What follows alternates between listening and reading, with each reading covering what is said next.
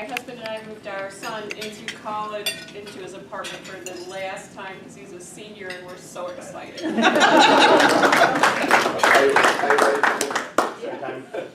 few dollars in there. Okay, this is going to take a while. Well, July is a really busy month for myself and my family.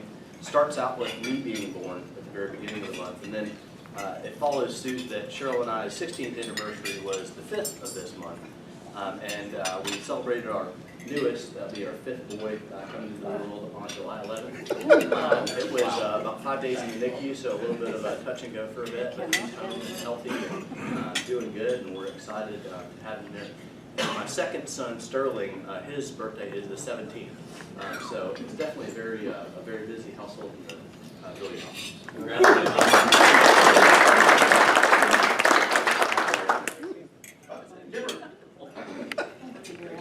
Well, it's been a rough few weeks around the Person household because we leave Monday morning to take Wilder up to Connecticut to go to school. So it's like he's permanently moving away to grad school. And so my bride has been on, let's just say on edge. But I'm very excited to say that he's off to school and he's excited about it. So away we go.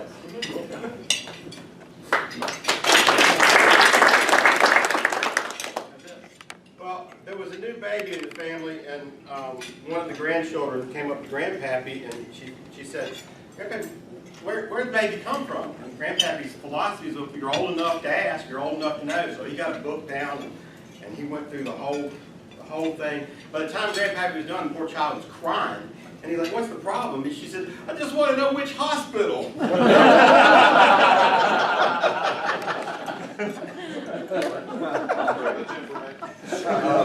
We have a very special presentation this morning. Charlotte, yes, you and Daddy, can you come up for just a minute? Charlotte is a young lady that brightens our club on many Thursdays, and we thought it was really just about time that we get rid of her visitor badge. So we have Charlotte.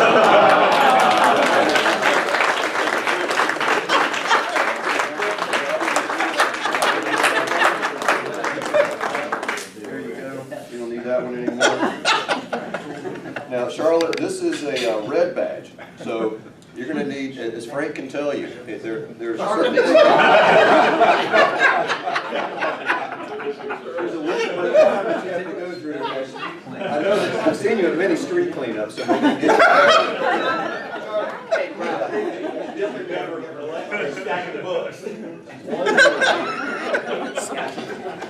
all right.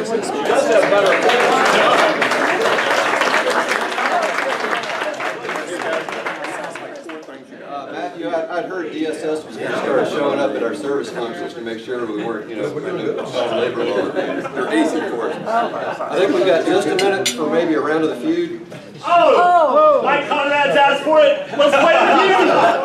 Play the feud. I hate that you came back. Oh yeah, just for that. You know what? It's the Conrad family. The Conrad family over there. Conrad family's moving against the Dane family. All right. Conrad family, you're gonna have to be ready to steal. I'm starting over here with the Dane family. All right. All right. And I found out a little bit of information about this is Dane over here. So we met a mutual. Well, I met a friend of Ken's and co-worker, and I've been asked not to divulge too much, but I did find out that Kim's nickname is Arizona Pete Dane. So you can ask Kim a little bit more about that if you want to. I can't remember. Because I don't remember a whole lot. All right, so there are 5 answers on the board. 5 answers on the board. Name a rule that's often posted near a swimming pool. Name a rule often posted at a swimming pool. No running. This is Kim. No running. All right, no running. Ding, ding, ding, ding, ding. That's another 5 answer. We got 4 more. No diving. All right, no diving. No diving. Ding, ding, ding, ding, ding. All right, you got no strikes. 3 hours. Shower or wash your feet before entering the pool. That's a good one. That's a good What is it? But it's not on the board. All right, got one We gotta strike. come up with it. Got one strike, 3 answers left.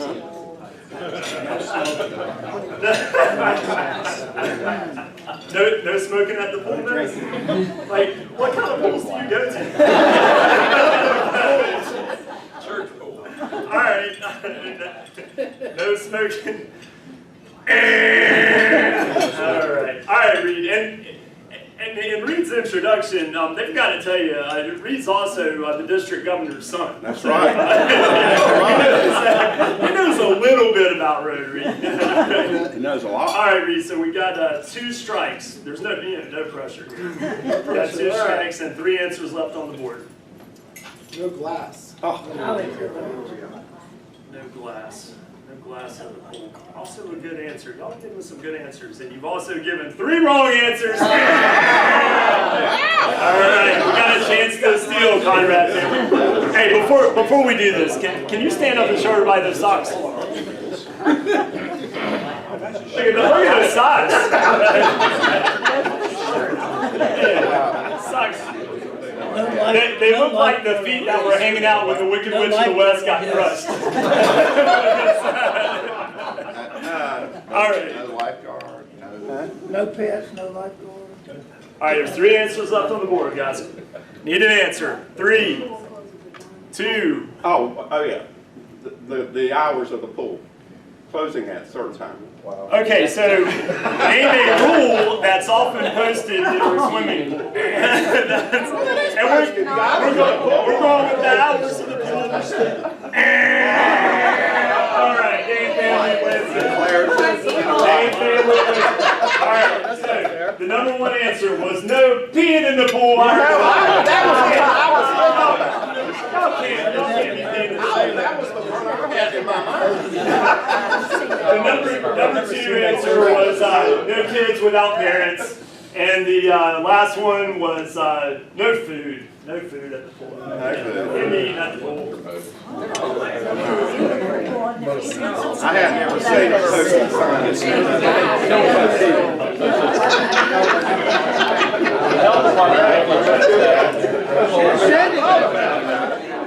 Thank you, Chris. Any other announcements or anything else, Scott? Anything else? I'm gonna turn it over to God and you, sir. Hey, who here thinks Chris makes those up? Raise your hand.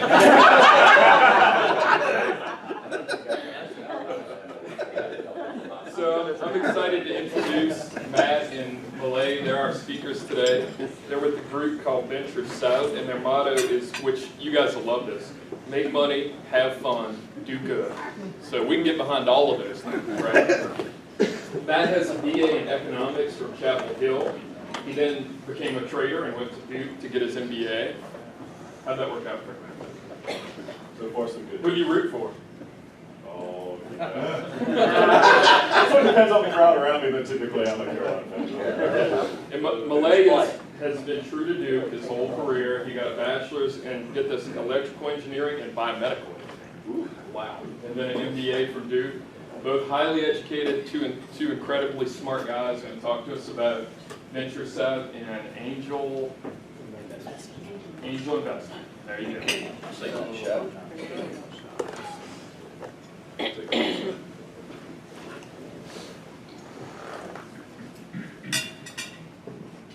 I still want to ring that bell.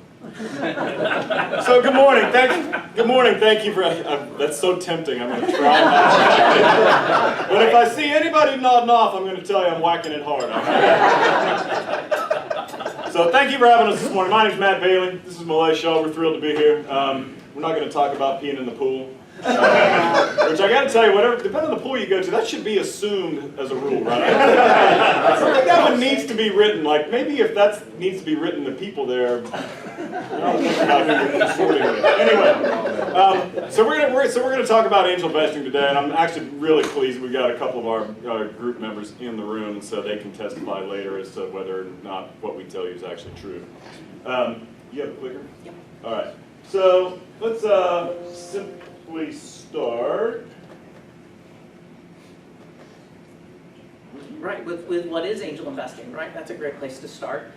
So if you think about a company's development from its earliest stages, from sort of inception, all the way to mature publicly traded companies, companies have different funding needs as they grow.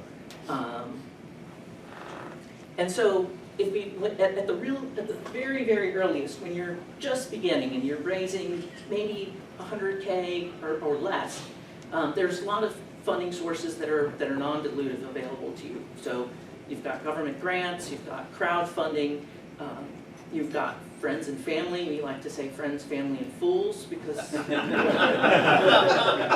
really high-risk investing. And then bootstrapping, which is always the best, getting your customers to pay for your growth. As you progress sort of at the other end of the spectrum, when you're starting to raise really big dollars, these are companies that are getting ready for IPO, private equity, venture capital, what you would think of as more institutional capital. And that kind of golden spot in between is where angels like to play. So when you're raising, 100K to maybe as much as 3 million, maybe you've got proof of concept, or you've got a letter of intent or memorandum of understanding with a large customer, or you've got a minimum viable product. So you've got something, you've got a team, so you're past the idea stage, but you're not quite at the let's hit it and just grow revenue. So we like to think of it as a line of sight to revenue, and that's where angels can come in and really help pour some gas on the fire. Believe it or not, last year alone, angels invested $25 billion in startup companies. Just for reference, I think venture capital was roughly twice that, but a quarter the number of deals. So we do a lot more deals, as you can imagine, much smaller deals because they're earlier stage companies. So now let's talk about VentureSouth specifically. We think about investing in the future of the Southeast, and we really mean that. And I'm going to talk you through both our investment process as well as where we operate. But the companies we see daily and weekly and every month at our monthly meetings are potential future huge employers, huge economic drivers all across the Southeast. There are also, many of them are doing really, really innovative things. So it's interesting to sort of be part of that and watch them launch. And some of them fail, but some of them succeed wildly. And so this is sort of our footprint. We cover 13 groups. I'll get to that in a minute, but we cover North and South Carolina. But Malay and I lead the group here, which we formed 2 years ago. Let me tell you a little bit about our model and how it works, though. So we are member-driven and member-driven first. So I want to be really clear: we do not operate a fund. We do not have fiduciary responsibility for a fund that people pour money into and then we invest. What we actually do is we present vetted investment opportunities to our members, and I'll talk you through the process in a minute. Our members are all what are called SEC accredited investors, so that's a Regulation D SEC definition that defines either a certain income level or a certain wealth level, which basically means you have enough money and you ought to be smart enough that you're not going to get yourself in trouble investing it privately, because these are unregulated investments. The investors make their own individual decisions, so this is really important.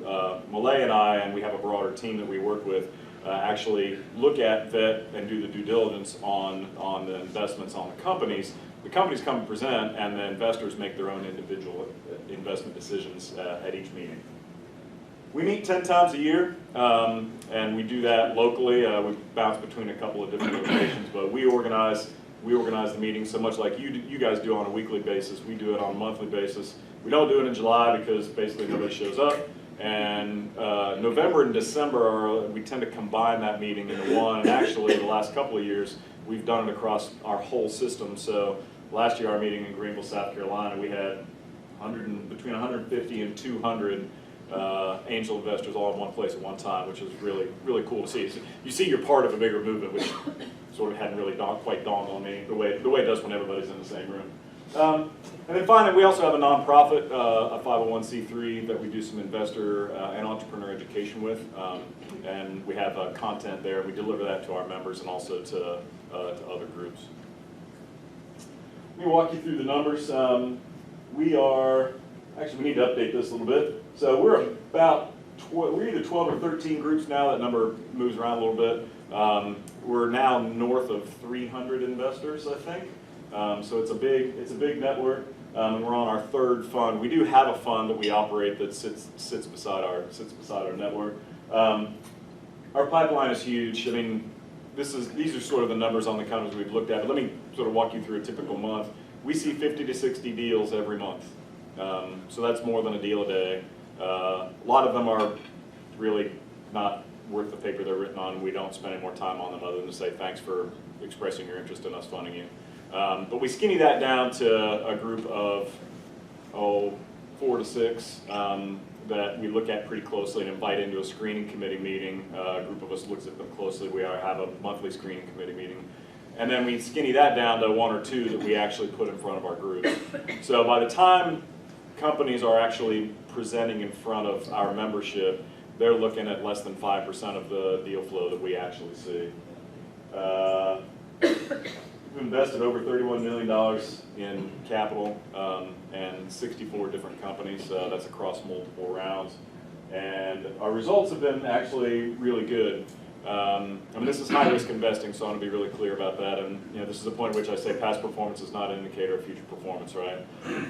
But one thing we think we've done really well is avoid some of the misses. Our vetting process and due diligence process is pretty good at screening out companies.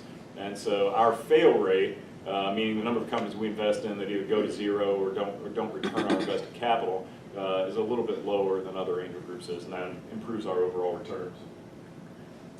Our investment criteria is pretty straightforward. We primarily invest in the Southeast, and that's mostly North and South Carolina because that's where our footprint is.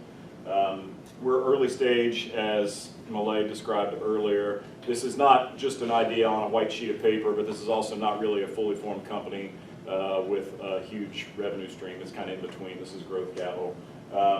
We look a lot at the team. We do talk about the team and the dream. That's part of what we're investing in, and we particularly like to invest in entrepreneurs that have done it before. And we are industry agnostic. We look at everything, but we wind up having concentrations sort of around what the economy looks like in North and South Carolina. So we have a fair amount of life science-oriented companies and medical-oriented companies. That doesn't necessarily mean medical device or FDA testing-related stuff, but it can be other diagnostics or systems that are related to medicine. We obviously do a lot of just pure technology, and then we have a kind of an industrial cluster also because there's a fair amount of manufacturing in North and South Carolina that drives technology development. In terms of our preferred structure, we usually go in as senior equity or preferred equity, so we're kind of above the common equity holders, and we tend to get a return and then also have what's called a liquidation preference, so in the event that the company does have to be liquidated, we're the first ones to get our money back. Our process, I talked about it a little bit already, but we see a ton of companies that come over the transom at us. We screen them, then we do our due diligence. Those companies then, if they pass those hurdles, come and actually present to our group, and then we negotiate the transaction and complete the transaction and make the investment.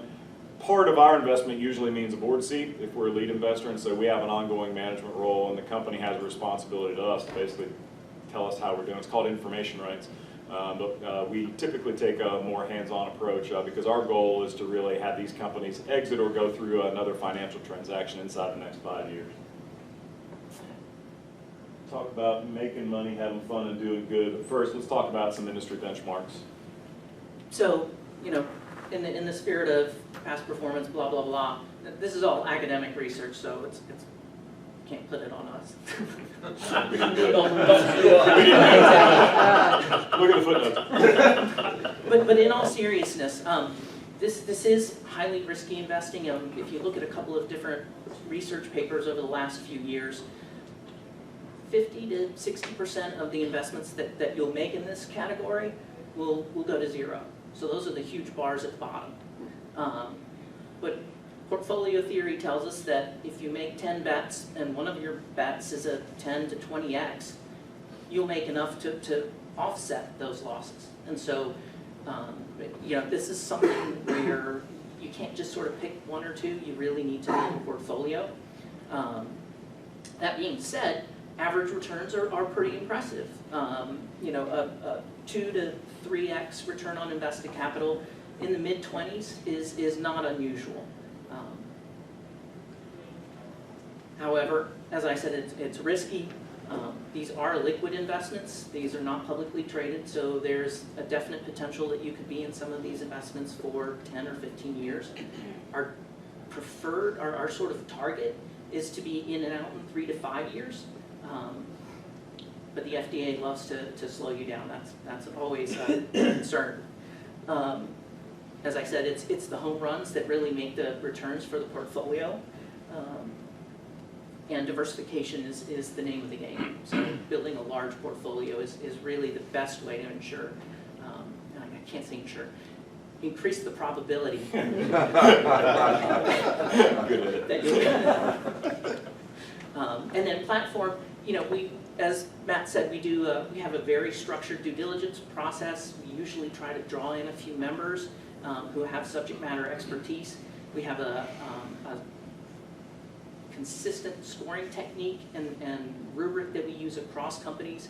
So if a company scores a 1.6, you know, we've got the 30 deals that we did this year and maybe the 300 deals that we've really looked closely at and can compare, oh, okay, well, generally if it's between 1 and 1.7, we'll invest. If it's less than 1, then, you know, statistically we haven't invested. So one of the wonderful things about joining a platform like VentureSouth is that you get to take advantage of all that we've learned over time. So, you know, what our track record is always a great place to start, and because each investment is a member's decision, these are aggregate results for the entire group. So in theory, if you had invested in each company that we've invested in, this is what your results would have looked like. And you can see very few down rounds or realized losses.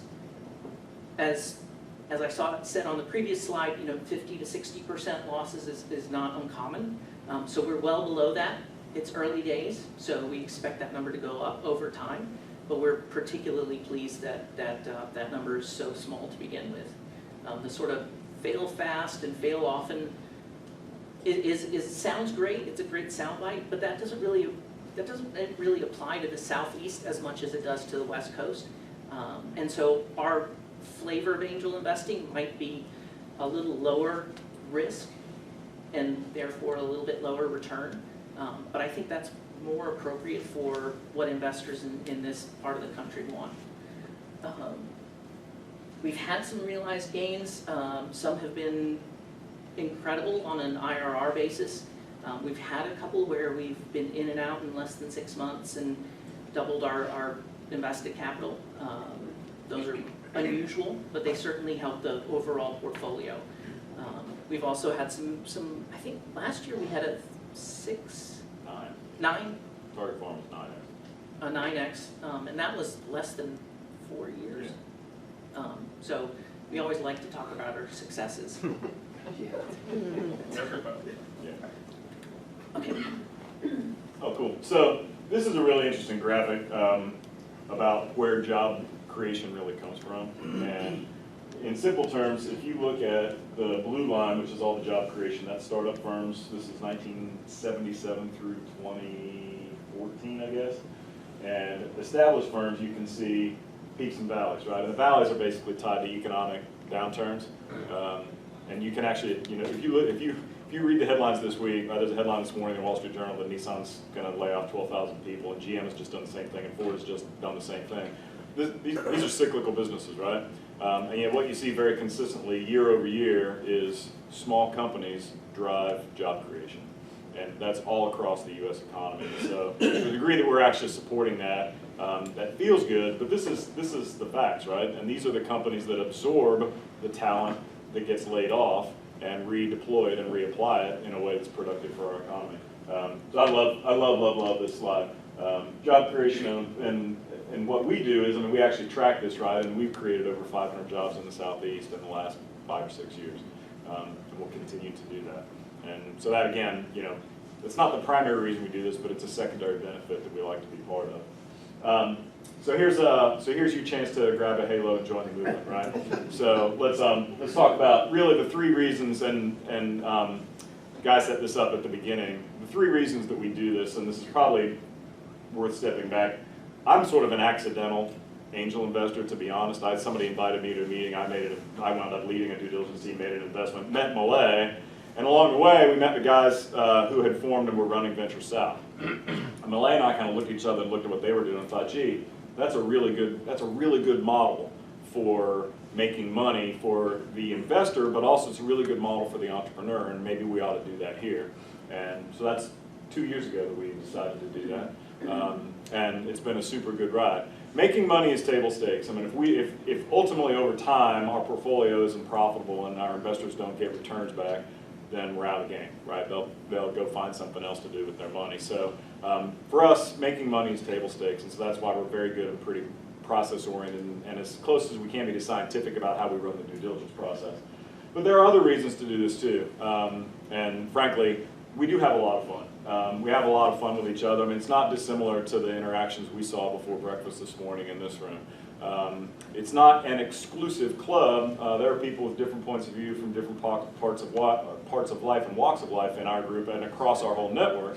But they do it because they have fun and they learn stuff and they're intellectually engaged and they get to. And part of the fun is also seeing an entrepreneur. I mean, you want to be motivated by somebody. Watch somebody stand up in front of the room and say, well, so I cashed out my house, I borrowed from my in-laws, and I started this company because I really, really deeply believed in it, right? And that's really motivating. And now, you know, they're 3 years in and they're asking us to help them grow it to its potential. That's every time we see that, it's hard not to be motivated by that, and that is fun. And finally, there's a chance to do good. I particularly notice in our group people who have a lot of experience or very specific expertise will take their time to contribute to the companies in non-monetary ways. So they'll make a referral. They'll suggest a change that maybe the entrepreneur hadn't thought of because the person in our group knows the market better than the entrepreneur does. Or they'll sit on a board. There are all kinds of ways that you can make contributions outside of just a financial contribution. I think that's something our members really get a kick out of. So here's an open-ended invitation to you. We don't meet in July, but we do meet in August. August 13th is our next meeting, so that's a Tuesday afternoon, 4 o'clock to 6 o'clock. And the meeting is at HQ Greensboro, which is downtown on Lewis Street.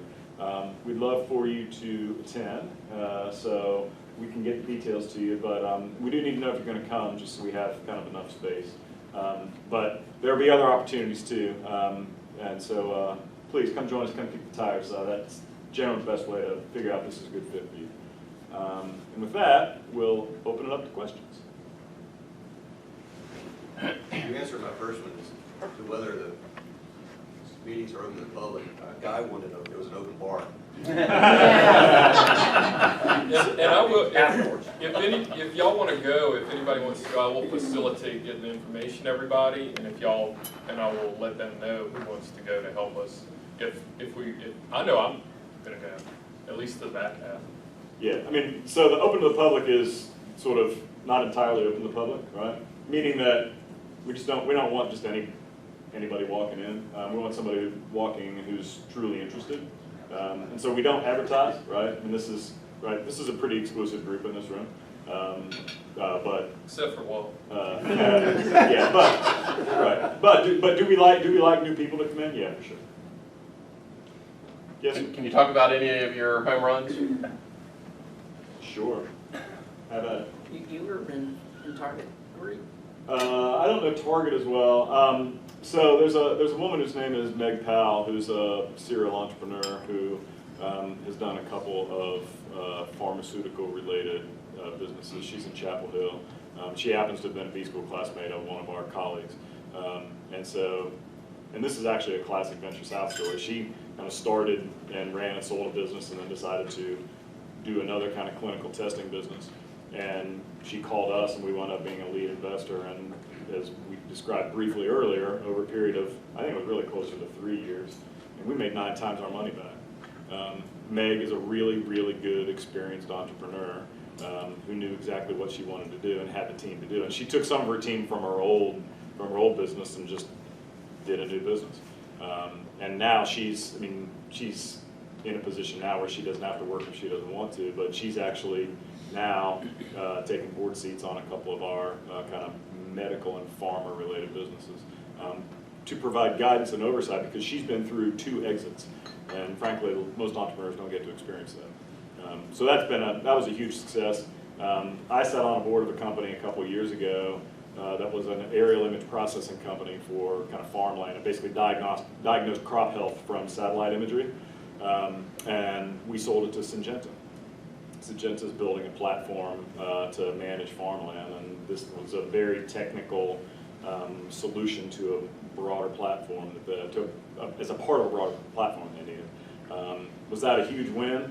It was a huge win because we had lost our primary data supplier, and we're in a position where we were going to have to shut her down or basically turn it over to somebody else. And that was an example of where that was a company that easily could have gone to zero, that we exited two times our money in 18 months, 16 months maybe.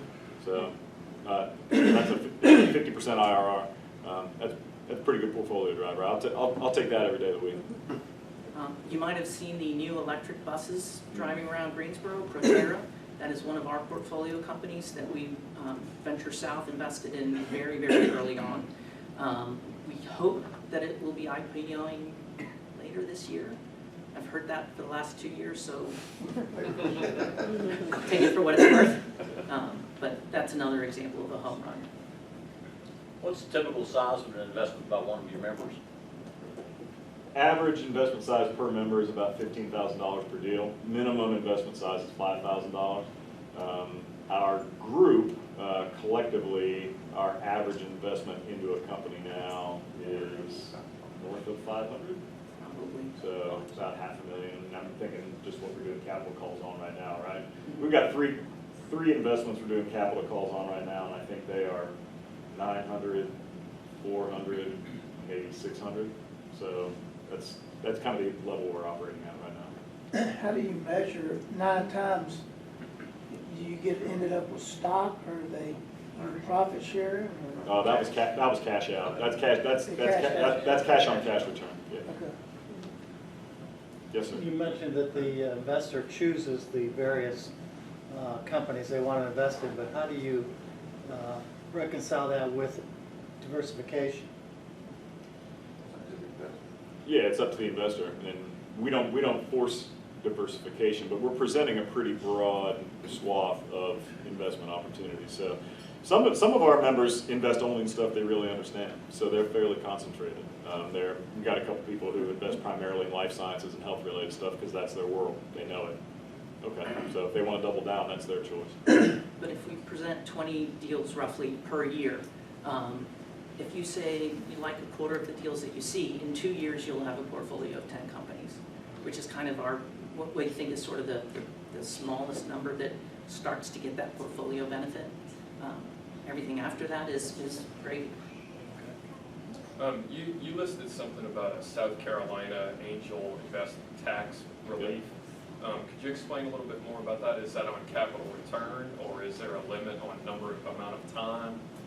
So we used to have this in North Carolina about 5 or 6 years ago. Unfortunately, with a change in administration, that went away. However, it's based on dollars invested in. It's a full tax credit, and it's at 35%. So if you have made an investment of $100, you can claim 35 of that against your South Carolina income tax. Now that's useful and nice, but the really interesting part is that tax credit can be sold to someone in South Carolina for, let's say, 85 or 90 cents on the dollar. So it's not on return, it's on initial It's on investment. dollars invested. Mm-hmm. So right up front, basically when you buy investing, you've already gotten a little bit of discount.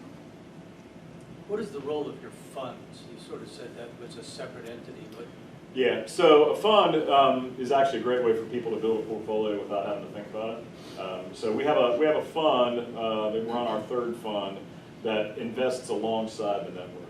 And so I think of the fund plays 2 roles. First of all, there's some people who sort of don't want the brain drain or brain damage of making individual investments, or they just don't trust themselves. So they invest into the fund, and the fund invests alongside the network. And so it sort of turbocharges our investments. And so if our network commits to making a $500,000 investment, the fund will then invest $100 or $200 or $250,000 alongside it, so our aggregate investment winds up being $600,000 or $700,000. And so people invest in the fund, and then it's hands off. But the fund is very specific about the way it can invest. It has to follow the network. The network has to invest a certain dollar level and a certain number of people in order to trigger the option of the fund investing. And then all the general partners do is decide whether the fund's going to invest and how much. So the rate of the return of the funds as compared to your overall rate of return? It's the same. It's across the whole portfolio. It's crowdsourcing, basically. Sorry, can you repeat the question? Right. Does it run like a mutual fund? Is the fund run like a mutual fund? It's In other run words, more you like own a, shares? it's more like a venture capital fund where it's Okay. committed capital, we'll call the capital over time. Right. And then you cash out of it. You're in a pool, but you don't necessarily have daily liquidity. Exactly. Okay. Correct. So curious, if a business is looking for, say, $100,000, and your members raise that $100,000, is the fund almost a secondary piece where if the members want to fund it first, whatever the investor's looking for, the fund would be pushed out, or just if?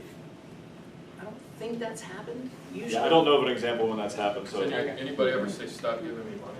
Well, But if they're looking for 100, you don't necessarily give them 2. And usually that's a big part of the negotiations is whether or not they'll take additional funds. Yeah. And it's really interesting to see how different founders look at that question. Do they want to just allocate it all pro rata so everybody gets cut by a certain amount? Does the first 10,000 that each person puts in, does that get counted and then everything else gets cut down? Or do they go to their board and say, you know what, can we take some extra funds? Those are all good choices. yeah, we're about to make an investment right now where VentureSouth is going to put in between $900,000 and $1 million. The company came to us and said we're raising $2 million. We've already got 1.5 of it raised, so we're really looking for 500. We came up with between 900 and $1 million, and they're going to take it all. Okay.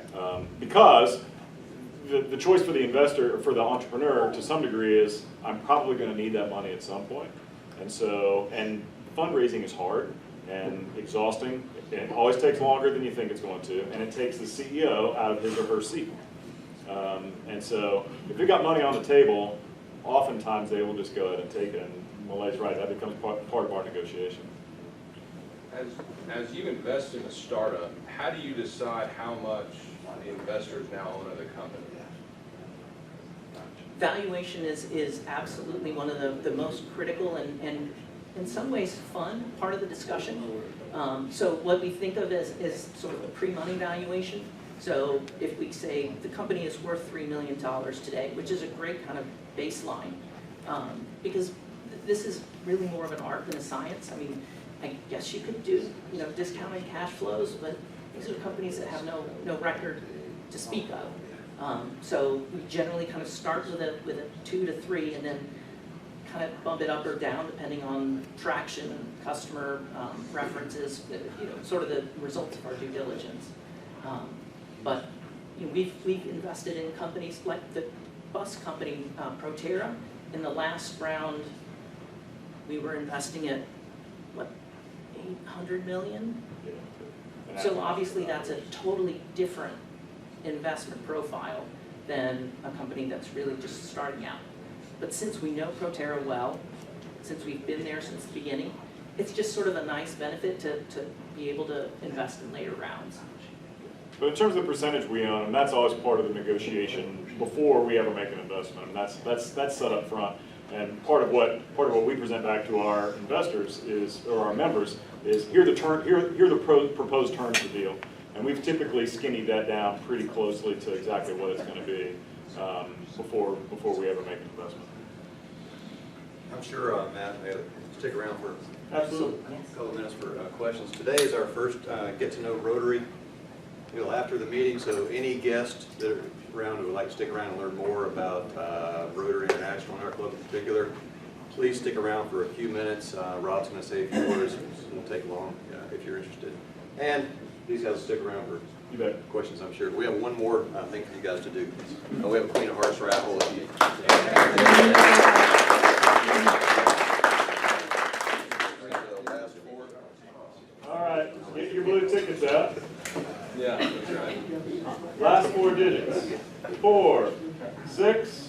2, and 7. Right here. Do we have a winner? Oh, We have a winner. Woo! Let him bring that.